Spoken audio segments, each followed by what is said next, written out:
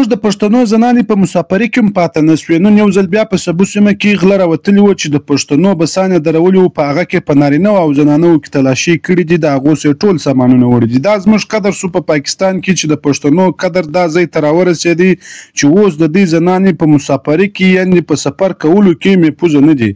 دغه غله تاسو ټولو ته معلوم دي، انتظامیې ته معلوم دي، د پښتنو ټولو مشرانو ته معلوم دي چې پر دغه سیمه باندې دغه غله د شلو کال څخه د دې خاتمه نه کېږي. د دې دا ونډې چا له ځي، په دې کې څوک شریکان دي، انتظامیه پر دې باندې ولې خاموشه ده، زموږ مشران پر دې ولې خاموشه دي، د دې مسافرو ورونو اواز به څوک اوري؟ دغه پښتانه چې په پاکستان کې زندگی کوي پر دې به زندگی نور هم راتنګېږي که چیرې پښتانه اتفاق ونه کړي. هر ځای به دې ته دومره مشکلات جوړ وي، هر ځای به د دې پر کاروباري ځایو باندې تنګي راځي، هر ځای به پښتانه د رقم خوار او ذلیله وي. لکه نن چې دغه پښتانه پر روډ ولاړ دي، بسان ورته ولاړ دي، په زنانو کې غلو چکینګونه کړي دي او د زنانو څخه سامانونه وړي دي. دا زموږ ټوله د بې اتفاقۍ وجه ده. پر دې باندې په کار دا دی زموږ پښتانه لیډران مجلس وکړي، زموږ انتظامیه پر دې ولې خاموشه ده. زموږ د پښتنو هر ځای ته چې پښتانه مسافر تګ کوي، هغه که د چمن صدر کوټ پورې تګ کوي، که د کوټ صدر سیند در پنجاب پورې تګ کوي، پر لارې غله ورته ولاړ دي، په رقم شکلو باندې دغه پښتانه راشوه کوي، په هغو کې تلاشیانې کوي.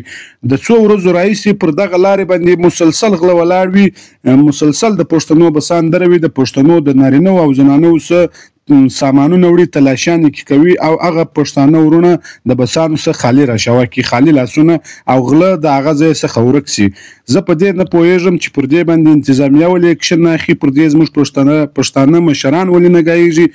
موږ ته په کوم ځای کې سهولت میلاو دی، زموږ پښتنو په کوم ځای کې آباد دي، زموږ پښتانه چې هر ځای کار روزګار لري، هر ځای چې د پښتنو یو غم وي ته به هورې هغه به په پښتانه کې، چې یو ځای د کور خراب وي چې هورې هغه به په پښتانه کې وي.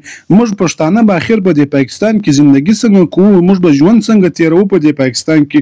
پر دې په کار دا دی ټول د سوشل میډیا ملګري وګایږي، د دغه مسافرو حواس پورته کړي، د دې مسافرو سره ودرېږي او دغه لارې کلیر کړي، انتظامیه کلیروي، پښتانه مشران یې کلیروي، هر څوک چې کلیروي چې دغه پښتانه هره ورځ کول کېږي د دې غلو سره د چا لاس دی. په کار دا د انتظامیه پر دې باندې اکشن واخلي.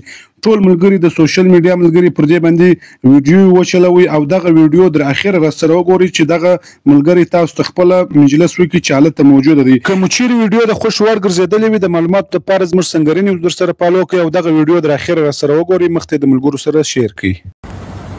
السلام علیکم ملګرو، څنګه یاست؟ په خیر یاست؟ سګو باندې غله راوتلي دي، بلوڅان دي، دا ټولې ګاډیانې بیا داسې ولاړې دي،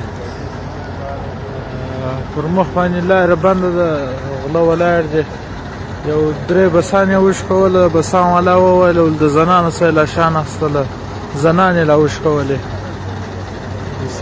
لاس یې زنانو ته لا وراچولی دي.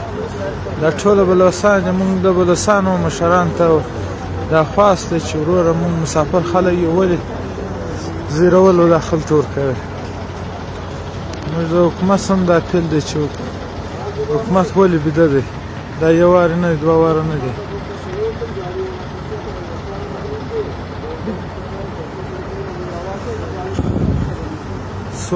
څو واره دا غله راغلي دي پر دغه ځای. اوس دغه علاقه چې دا سګو علاقه ده، سګو